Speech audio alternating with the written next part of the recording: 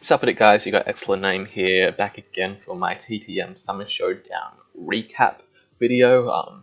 Pretty happy with how I went. Definitely feel like I could have done a little bit better, but you'll see that in the replays. But let's just jump right into what we ended up drafting first. I had 4th pick overall and decided to pick up Lando T with that. You know, Lando T is Lando T, very versatile Pokemon, very high utility. So definitely felt very solid for the team, you know. Strong ground types are great. It can run Choice Scarf, Setup, and Defensive all very well. So it offered a lot for the team. Next Pokemon I decided to get was Victini. It's just something that I had wanted to use for quite some time, and I feel like having a really strong Wall Breaker coupled with such a strong pivot as Landorus T would definitely be really helpful. And also it's got a lot of defensive utility to pair up with, nice Fairy Resist, Psychic Resist, Fighting Resist, etc. So definitely thought that would be nice. Tapu Fini is another Pokemon that I'd been wanting to try for a while, and I thought that the Water and Fairy typing would be really helpful in an 8 Pokemon format, just to roll compress a little bit. Definitely very solid wall on the kind of bulky offensive teams in general. Just because it puts on a lot of pressure with like Nature's Madness means that it doesn't really have a lot of good swap-ins to it, so definitely solid Pokemon there, and offers me stuff like Defog and Taunt, etc.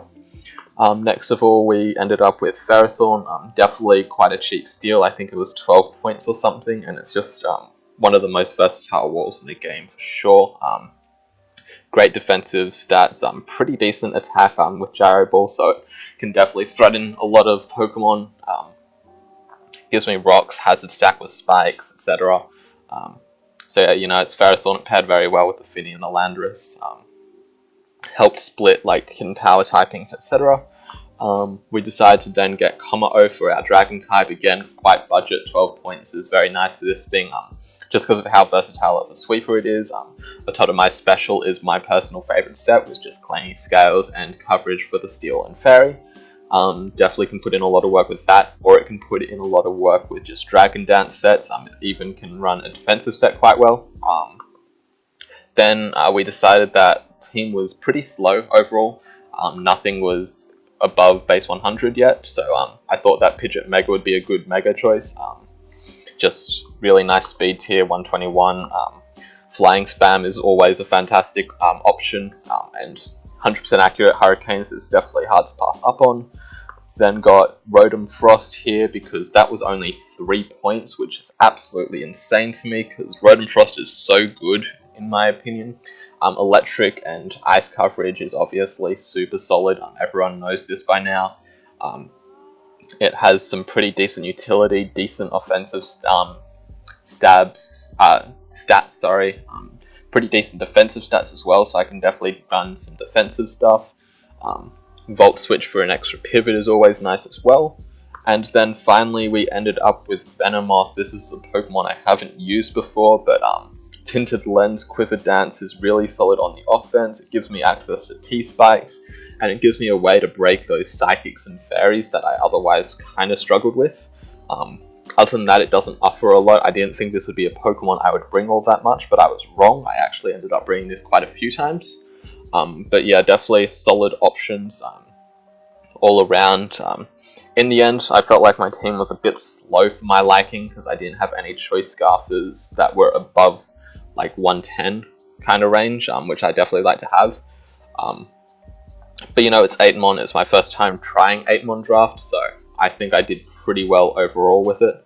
But first game we have is up against Josh Master.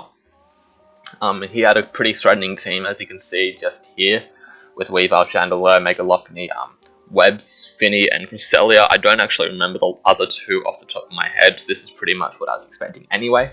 But I did end up bringing Choice Banded Victini with Toxic, just so that I could break down the Cresselia a bit.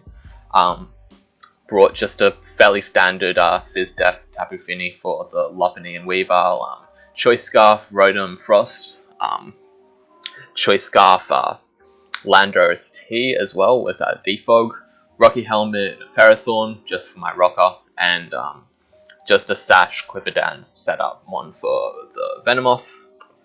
So he ended up leading Weavile. Not surprising, it puts on a lot of pressure on a lot of my common lead choices, but I can just go for a quick Volt Switch into the Ferrothorn to get up my rocks quickly. Getting up early rocks is definitely something I valued a lot because of that Chandelure and because of that Weavile both put a lot of pressure on. And I wanted to keep Finny at full health to be able to take this hit.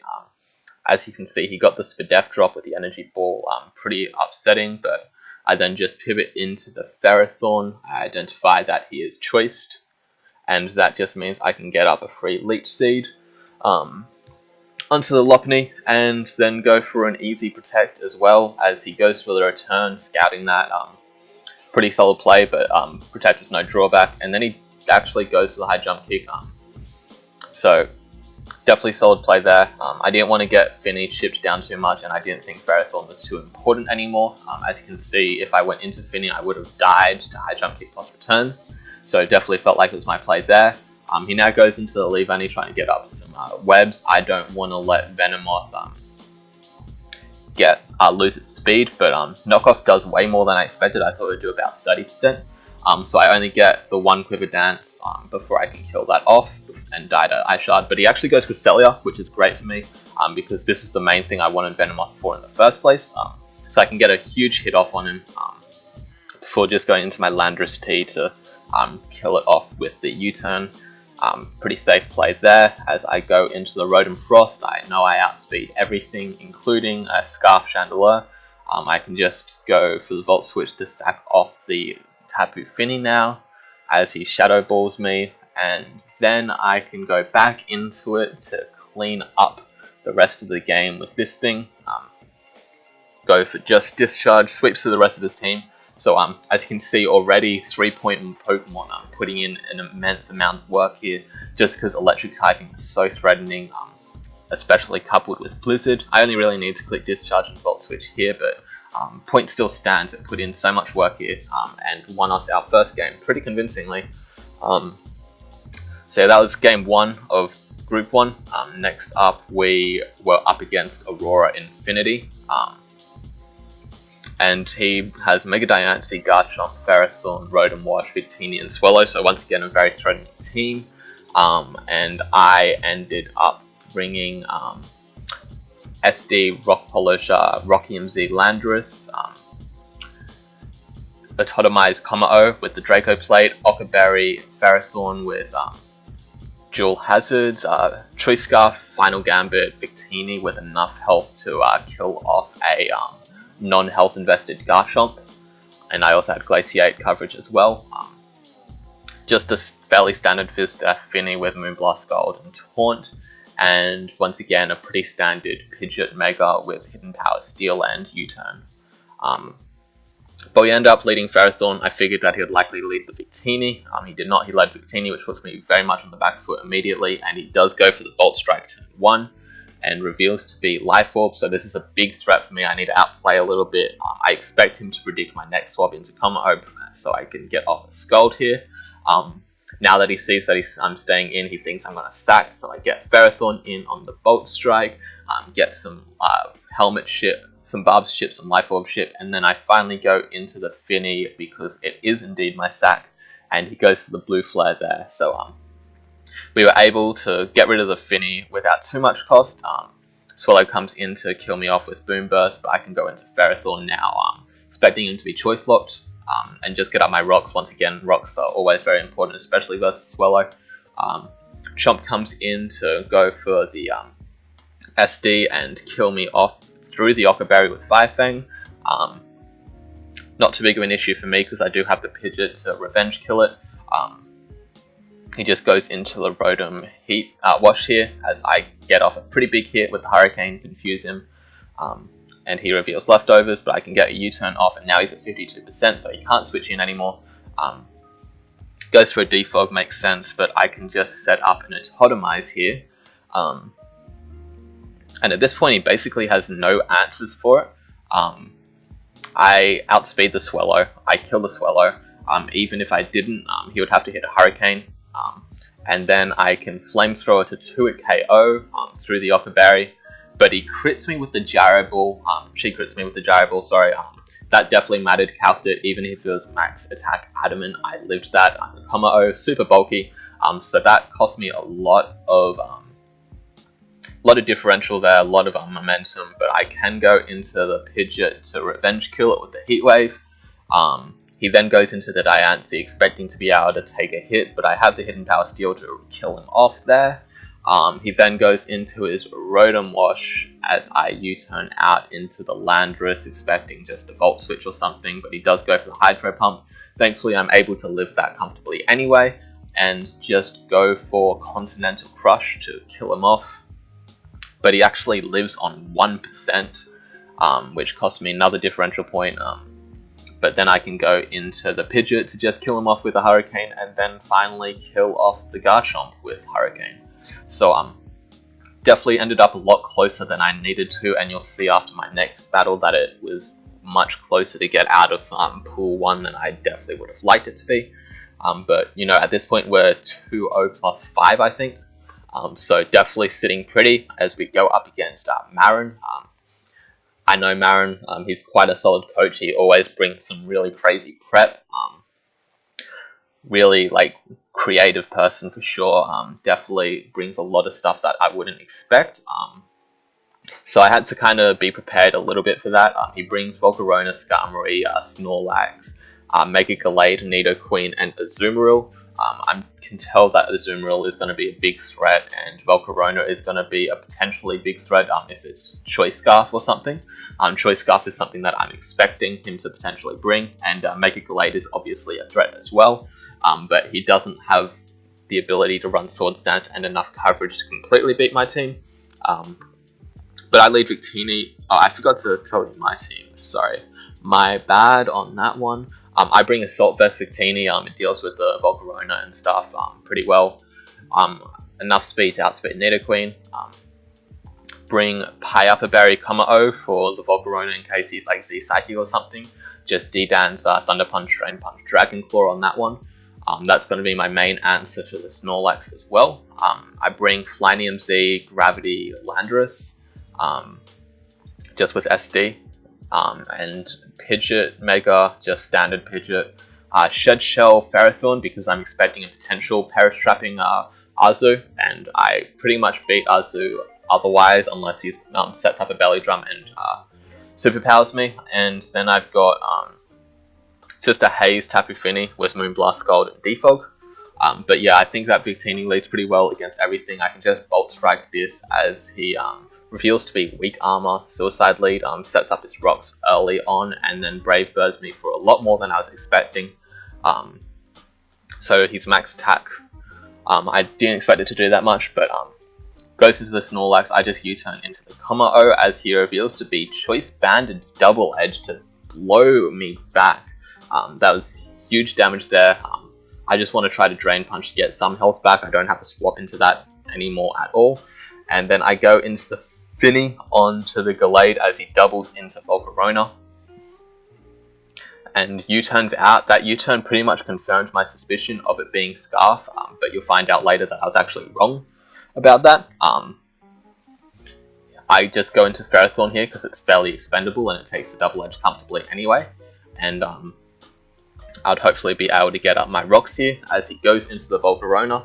I just want to swap out into the Finny as he goes for a Fire Blast, and here I make a pretty massive misplay. I decide to stay in here. I sack off the Finny because I didn't really think it was valuable enough at 42%, but that was really fucking dumb of me. I should have calced to see that was Specs. I was just operating under the assumption that it was Scarf. But as you'll see later, that Finny was very important. I needed it to take an Aqua Jet from +6 Azu to be able to haze it off. But I do stay in here as he hits another Fire Blast, and I just go for a Scald. He misses his next Fire Blast. That's kind of expected though. Hitting 3 in a row isn't really in your favor, and then I just kill him off with the Scald there. But you'll see that that's actually bad for me because he's able to Mega Evolve and set up the light screen, which is some really crazy prep. This is the type of stuff that I'm talking about. He always brings out the super techs, and then he just kills me off with the close combat. I'm forced to go Pidgeot here because nothing else I have outspeeds it, and he'd be able to set up a Reflect on anything or kill it. But then he's able to go into the Azumarill here. I Hurricane it, and he goes for the Belly Drum. He's at 7%, but obviously he does pack the Citrus Berry. And then I double to Ferrothorn as he goes for the Superpower, so incredibly good play there. It was a 50-50, and the Ferrothorn play was really disrespectful of me, if I'm being honest. I should have respected him to be able to pull the trigger on that and just stay in, but I didn't, and as a result, I do get swept by this Azu. He doesn't end up hitting himself in confusion, unfortunately, so he just kind of sweeps through the rest of my team, as to be expected. I just got out prepped that game. No surprises there. Light screen. When the light screen came out, it was pretty much over. I should have preserved the Finny. That was the main thing that I regret. But outside of that, I think I played pretty well. But anyway, we still do progress on to Pool 2. And our first game is up against Darko. Darko, I should swap sides on this real quick. Darko has a team of, I thought I swapped sides. Clef, Greninja, Regular Sizzle, sorry, Zapdos, Snorlax, and Zygarde. And I have a team of Taunt, Carmine, Tapu Fini, Choice Specs, Kommo-o, Grandium Z, Stealth Rocks, Landorus, Expert Belt, Victini with Taunt, Volt Switch, Blizzard, Thunder Wave, and Psycup, Rotom Frost, and Quiver Dance, Venomoth. I was incredibly scared of the Clefable this game, as you can see from multiple Taunt users, the Psycup, Rotom. But yeah, he ends up leading Snorlax because it puts on a lot of pressure on my team as I lead the Victini, go for a U-turn. That damage reveals that he's super Fizz Def, and then he pursues me for 81%, which means that he's banded as well. I think I might have miscalculated something there. I don't really know, because I didn't know he was banded at the time, but the U-turn damage definitely indicated Fizz Def. So that was kind of weird. But I go into the Kommo-o and predict Clefable and go for a Flash Cannon. I now double into Victini, expecting the Sizzle swap, and then I can just U-turn out, expecting him to swap into something, as I can then go to Venomoth and kill it off with Bug Buzz. So immediately the biggest threat that I thought was going to be dies. I can then go for a Sleep Powder on the Snorlax, and then go into the Kommo-o, just to put some more pressure onto the team. He goes into Greninja to eat a Focus Blast, kill it off pretty comfortably, and then he goes into Zygarde. I just want to go into Rotom Frost here as he goes for the Draco Meteor, which was some surprising prep there. I'm guessing special Sludge Wave or something. I just go for a Blizzard here, can't really risk it doing anything crazy, and then I Volt Switch into the Landorus. As he continues to sleep, he then will go into Zapdos as I just go for an Earthquake. Don't really want to risk anything. Then Rotom swap. Rotom is the sack at this point. It's too low to really eat anything. And then he goes for Discharge as I go for Plane Scales. And then he just roosts up as I Plane Scales again. He does not win this fight, obviously doing too much damage. And he then finally discharges and gets the Para into the full Para. So already off to a bad start luck-wise. I definitely got quite unlucky just there, and then I am forced out into the Victini. I can take a Bullet Punch from +2 if he wanted to go for that, so I could stop the sweep there. Otherwise, I lost the Victini, obviously. I then went into the Finny, and I just ate up Sludge Wave. I'm not sure why he bothered running especially offensive when Finny wars it anyway. I do get the special attack drop, but that wasn't too crucial because Finny didn't really need to take hits from anyone anyway. As he then goes into the Snorlax, I taunted. I don't want him resting up or anything. I didn't recognize that he was banded. As he then kills me off with Frustration, I go into Landorus to get the attack drop and just set up a Swords Dance. I live the hit comfortably, but he ends up critting me to kill me off. It did like 53% otherwise. and then I miss a Focus Blast. In fairness, hitting Focus Blast through Para is like 3% chance or something, so I hit it off the second time. But at this point, it's pretty much too late. The crit just lost me the game pretty much, as I get full parried. Getting the Para, if I hit the Focus Blast there, then I would have been able to have a better chance. But I need to hit a Sleep Powder and then get 3 turns of sleep as I go for the Bug Buzz, doing 38%. I need him to stay asleep for 2 more turns, Bug Buzz, but unfortunately, Spadef Drop comes too late as he wakes up and kills me off with Bullet Punch. So very bad, disappointing start to round 2 of pools. So we need to go pretty try hard at this point to pull off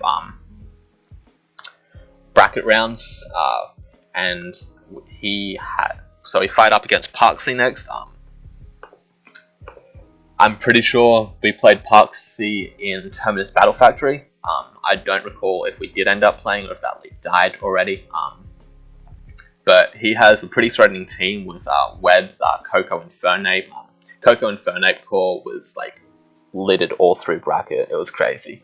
But he has Coco, Latias, Araquanid, Umbreon, Nidoqueen, and Infernape. Nidoqueen is always something that I find incredibly threatening to face in any draft, just because it has the potential to kill every mon pretty much. But I end up bringing Atotomize, Kommo-o, this time with Life Orb, hoping that I don't get hacks this time. Flynium Z, Dual Dance Landorus, just leftovers Ferrothorn with Bulldoze, Spadef, Wakan Berry, Finny, mainly for like Infernape, Thunder Punches, or Latias, T-Punch. I was pretty speedy as well, enough to outspeed Nidoqueen. I then brought Choice Scarf, Final Gambit, Victini. Enough health there to kill off a max health Nidoqueen, I believe it was. And just Sash Quiver Dance Venomoth once again. But yeah, he leads the Araquanid, which I expect, and I go for Venomoth lead. Sleep Powder, Venomoth was pretty much the only way I could stop Webs from going up. So definitely something I wanted to do there. Set up a Quiver Dance here. He reveals to be Scarf, and just Side Shocks me down. Bug Buzz, he actually lives at 1%, which was a low roll, I believe. But crazy that Venomoth is just that bad that Latias is able to live a hit. But yeah, I swap into the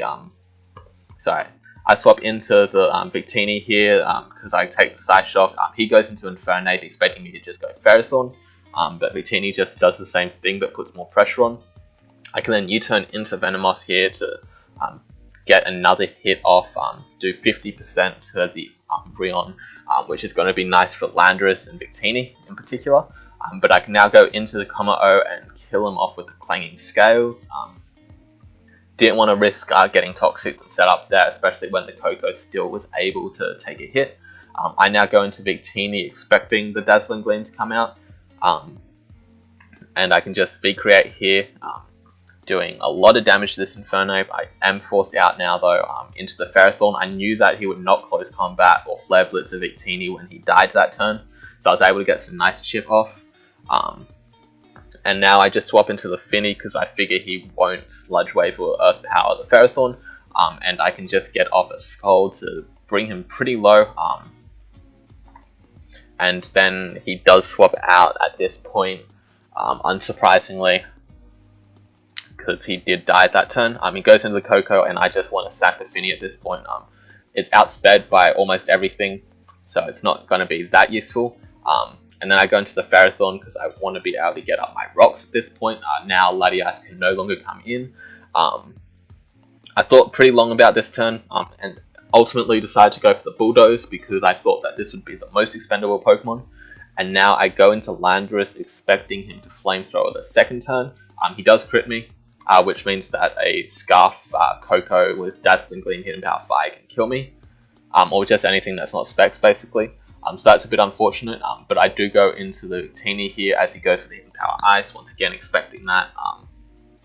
As he goes into Latias to pretty much just scout what I wanted to go for. I lock myself into Fusion Bolt for the Araquanid potential swap in, and just go into my Ferrothorn onto the Coco, as he does reveal to be Hidden Power Fire, which is pretty much what I expected, but it does pretty much nothing anyway. I can just go for my Bulldoze here to lower his speed, and then I just double into Kommo-o because I know he won't Dazzling Gleam there.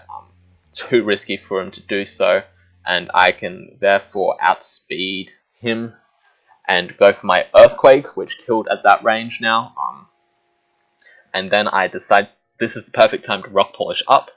As he burns his second turn of sleep, I go for the Earthquakes there because if I Clanging Scaled, I didn't kill. If he was max health, I didn't kill him, and I would then get the defense drop, which would lead me to being killed by the liquidation, but I decided to Earthquake there instead so that I would be able to live the hit and then sweep the team with Clanging Scales. As long as the Inferno doesn't have Mach Punch, then I outspeed it and kill it with Clanging Scales here, and he doesn't have that, and then he goes into the Coco to die off to the Earthquake. So definitely turned up the Jets this game, played it much better than I think I was playing the other games. I was on pretty long-term tilt throughout the earlier session, but felt like I was able to bring it back in this time, and then into the next game. At this point, the only way I would be knocked out of round 2 pools is if I got 5-0'd or worse. So I pretty much just brought a team to ensure that that wouldn't happen. He brings a team with Mega Manectric, Infernape, Florges, Mew, Skarmory, and Mega Chomp. Regular Chomp, sorry. So I bring Choice Scarf, Final Gambit, Victini, intention to just Final Gambit on like the Garchomp or something, clear the way, and Choice Scarf, Explosion, Landorus, just as backups pretty much to ensure that I don't lose 6-0. But obviously I do intend to win this game anyway. I bring Taunt, Nature's Madness, Finny. I bring defensive Spadef, Kommo-o for the Mega Manectric with Stealth Rocks, Raw, Toxic, and Drain Punch. I bring another Choice Scarfer with Rotom Frost with Trick, Blizzard, Volt Switch, and Defog.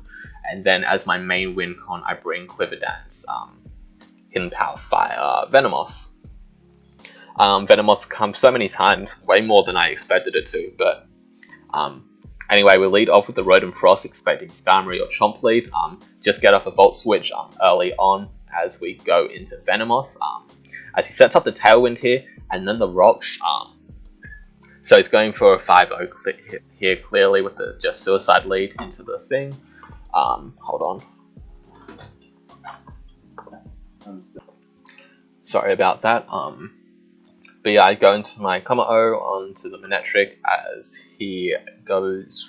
I don't remember what he goes for actually. He goes for a Flamethrower to just try to kill me off, or bring me to my Sash at least. And then he Hidden Power Ices, doing 31% as I get up my Rocks. At this point, he realizes that he's walled and goes for the Volt Switch into his Florges, as I believe I Toxic here. So that's huge for me. Florges was going to be the biggest annoyance to my team without any great breakers. I feel I can go hard Venomoth here because Moonblast won't do that much, as we see there. And I just can put a lot of pressure onto the team with Sludge Bomb. Does 40% there. I'm going to go into Landorus because he can't really do too much to me, as he goes for the substitute there. And then I Earthquake as he Swords Dances. I guess he was hoping that I wasn't Scarf, and because of that, he forfeits. His plan there basically was, I guaranteed that I got a kill this turn because he didn't have any switches to Earthquake. I assumed that it was like Double Dance, Offensive Mew or something. So yeah, because he couldn't 5-0 or better, he had no chance of making it in, and therefore he decided to forfeit, which is a shame. I would have liked to see how the game played out, but it is what it is. We progress into the bracket round, top 64.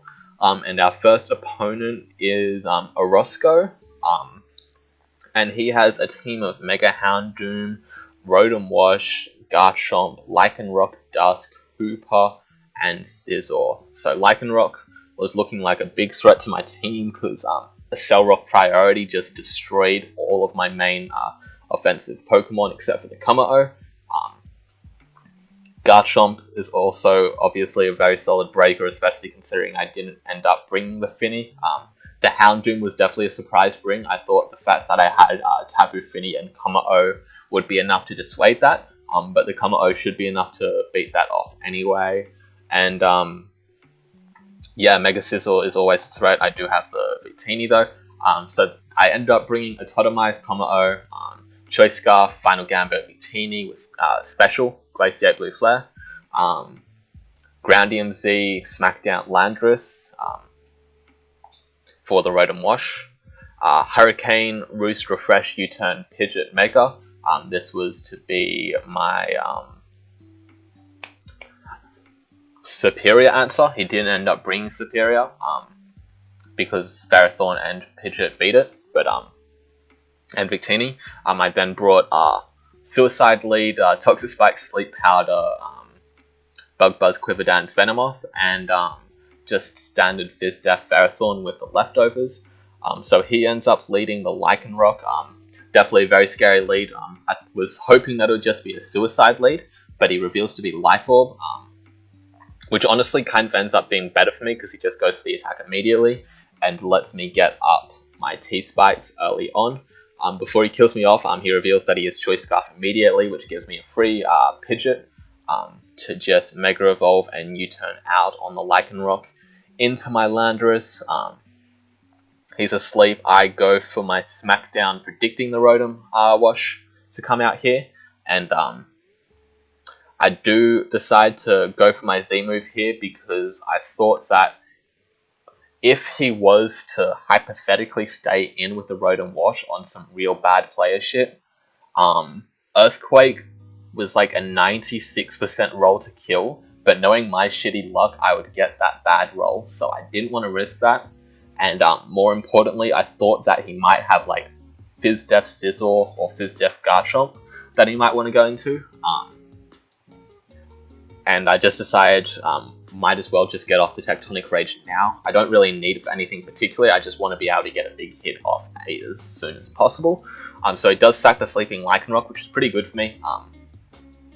Even though it was asleep, it was still a big threat. I go for the U-turn, he gets the Defog off, which is unfortunate, but the Toxic Spikes was mainly there for the Florges that he didn't end up bringing anyway, so I wasn't too concerned, and I could just kill it off with the Clinging Scales. Victini is a good pivot in on that as he goes into Hooper on a double. Very solid play, but I am Choice Scarf, so I can U-turn out of the Houndoom and just put pressure on with the Pidgeot immediately. I go for a Hurricane here, and I then go into Ferrothorn, expecting the Psychic to come out or Psyshock. And then I can just get up my rocks for the Houndoom. He surprises me by going into Sizzle. I did expect the Houndoom to come out, but he goes for a Bug Bite here as I knock off his Iron Plate, revealing that he is an SD variant. He decides to set up the SD now as I go for my Leech Seed. I do wall this, but I expect him to want to Roost here. As he does just do that, I can get some Intimidate off, and as he Bullet Punches and does 60%, I can just Earthquake him for another hefty hit. And then I double into Ferrothorn, expecting him to want to just go for the attack. He actually goes for Bug Bite. I thought he would Bullet Punch again because I thought he was going to be worried about just me staying in and Earthquaking him until he dies. But yeah, I don't know what the Bug Bite was for actually. I assume he was like expecting Victini or something. I don't actually know. But either way, he goes into Garchomp here to try to revenge kill me with Fire Fang or something, threaten it at least, and go for the Swords Dance and then kill me off with Aqua Tail. But I can go into the Victini here. I threaten Glaciate or Final Gambit. I do go for the Glaciate, get the speed drop onto that. Houndoom is basically what I was waiting for him to go into because I've got the Kommo-o and I get free setup. I took 2 Hidden Power Ices if he wanted to predict me and go for that. He apparently doesn't even have that, so I can just set up my Totemize and win the game with the Clanging Scales. Garchomp definitely dies to it because this is Life Orb Clanging Scales from a Kommo-o. Does a shit ton. And finally, Hooper was in range once it hit 50%, so I was able to win the game, first game, and progress into top 32. And this is when the game started being streamed. This all happened at 4 a.m. for me. Very bad time zone types of things. Tournament starts at 2 p.m. Eastern Standard and ends at 10 p.m. Eastern Standard was the scheduled time. And obviously they want to be able to accommodate Europeans as well. So in the end, that just means that the Australians are shafted. Is what it is. Had to play at 4 a.m. versus King L5. This was the winner of March Madness this year, so definitely a very scary opponent. The scariest one I had to play until at least top 8, if not top 4. I felt like if I could beat King L5, I would almost certainly make top 8. But yeah, we definitely brought a fair bit of prep this game. We brought a expert belt flame charge Victini because I wanted to be able to I didn't want to have to run Scarf because Gliscor and stuff would be able to pivot in on it, so I wanted to be able to have to glaciate for it. So I have expert belt, flame charge, blue flare, glaciate, thunderbolt. The idea being that I can flame charge to outspeed the Weavile anyway. Didn't want to V-create to then get suit trapped by it. I then have Choice Scarf Tapu Fini with Moonblast, Surf, Nature's Madness, Defog. Nature's Madness just to punish the Ferrothorn swap-ins, and Defog because I obviously want to be able to stop the hazards from staying up on my side. Chuckleberry Ferrothorn with Thunder Wave, Gyro Ball, Power Whip, and Leech Seed. This just gives me a way to pressure the Manaphy that he didn't end up bringing. It was really surprising to me that he didn't bring the Manaphy actually. But yeah, Power Whip just pressures that, and Thunder Wave gives me a nice low way of beating the Mega Gallade and stuff if Misty Terrain isn't up at the time. Suicide Lead, Landorus, Stealth Rocks, Explosion, Sword Stance, Earthquake. I definitely wanted to have my rocks on something that isn't Ferrothorn, and I figured that most Landorus sets were pretty bad this game because Weavile was able to revenge kill pretty much any of them. Gliscor was able to wall most of them. Defensively, it doesn't actually beat anything on his team, so Landorus didn't have the best matchup, but I was able to at least threaten booms and get up my rocks early, so I thought that was still handy. Work up Mega Pidgeot. This was mainly to beat down his defensive core of Gliscor, Ferrothorn. Because I felt like without other setup options, I was going to be in a bit of trouble for that. And Choice Specs, O. I really wanted to bring Dragon Dance here, but if I did that, then I didn't have any good answers to the Rotom Heat, because it could just wisp my O and put it out of commission. But Choice Specs, playing Scale, puts a lot of pressure on his team. He doesn't have a Fairy outside of Grand Ball, which didn't come. So yeah, I thought this would probably be my best bet against him. He brings the Weaver, Rotom Heat, Mega Gallade, Gliscor, Ferrothorn, and Licky Licky.